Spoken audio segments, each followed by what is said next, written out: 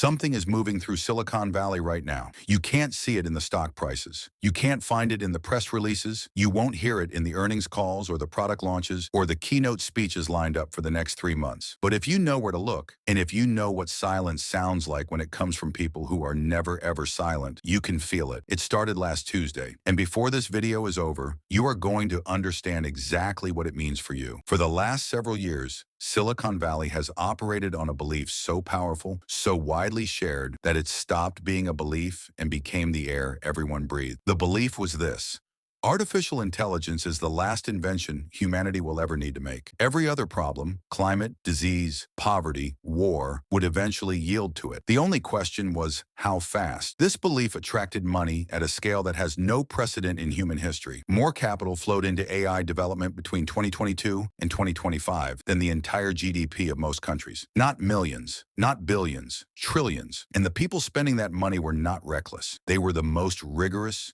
the most analytically minded people in the world. They had data, they had models, they had roadmaps. They had, or so they believed, everything figured out. But here is what happens when an entire industry builds its identity, its funding, its hiring, its culture, its very sense of purpose on a single assumption. When that assumption begins to crack, nobody wants to say it out loud, so the crack stays quiet until it doesn't. To understand what changed on Tuesday, you need to understand what Tuesday looked like before everything went wrong. Inside the largest AI labs in the world, the ones with the famous names, Tuesday was supposed to be a milestone, the ones you have almost certainly used. For months, teams of engineers had been pushing toward what they called the next threshold. In AI research, a threshold is the point at which a model stops doing things incrementally better and starts doing things that feel qualitatively different. The previous thresholds had arrived roughly on schedule. Each one generated extraordinary press coverage, extraordinary valuations, and extraordinary promises. Each one was held up as proof that the roadmap was working. Tuesday was supposed to be the next one.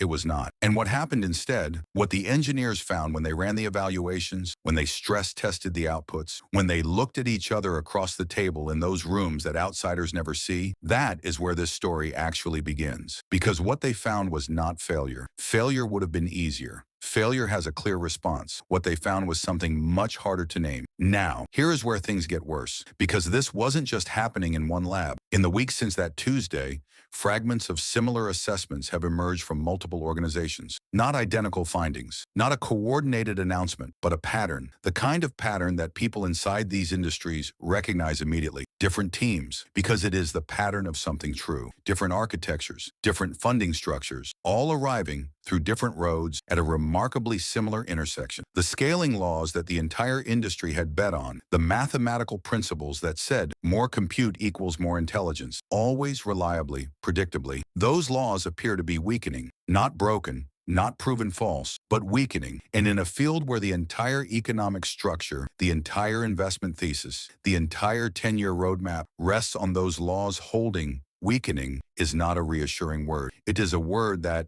if you are paying attention, makes you quietly recalculate everything, which is exactly what some of the most powerful people in the world began to do, quietly, last Tuesday. The public didn't know. Markets didn't know. The product announcements kept coming. The confident blog posts kept publishing. The future kept being described as bright and inevitable and close. But in the private channels, the ones that don't get leaked, the ones that run on encrypted apps and closed forums and trusted group chats, something was shifting. Consider a woman named Sarah. She is 31 years old. She spent 3 years in graduate school studying machine learning. She turned down a position at a traditional software company to join an AI startup in San Francisco. The equity package was extraordinary. The mission was to build tools that would, as the pitch deck said, reshape how humanity creates. Last Thursday, Sarah's manager called a meeting with no agenda. She has not slept properly since. Consider the venture capital partner, 20 years in the industry, one of the architects of several of the most celebrated bets of the last decade, who flew quietly from San Francisco to New York last week to have 3 conversations that were not scheduled on his official calendar. Consider the graduate students at 4 different university research programs who received emails this week from their corporate sponsors, gentle, professionally. None of these things are individually alarming. People have meetings, partners fly places, agreements get revisited. But the people who watch these patterns for a living are not looking at individual events. They are looking at the texture of an industry in motion. And the texture right now feels different. There is a specific quality to the silence that follows a private realization that a public narrative has been overstated. People who have lived through it before, the dot-com implosion, the 2008 correction, the crypto collapse, describe it the same way. They say it got very quiet just before. Here is what no one expected. Failure. This is the crucial. The AI systems that exist right now are extreme at levels that would have seemed like science fiction a decade ago. In government agencies, they are processing decisions that affect millions of people every day. The panic is not that engineers who chose this career over every other option was not a story about what curve, a direction.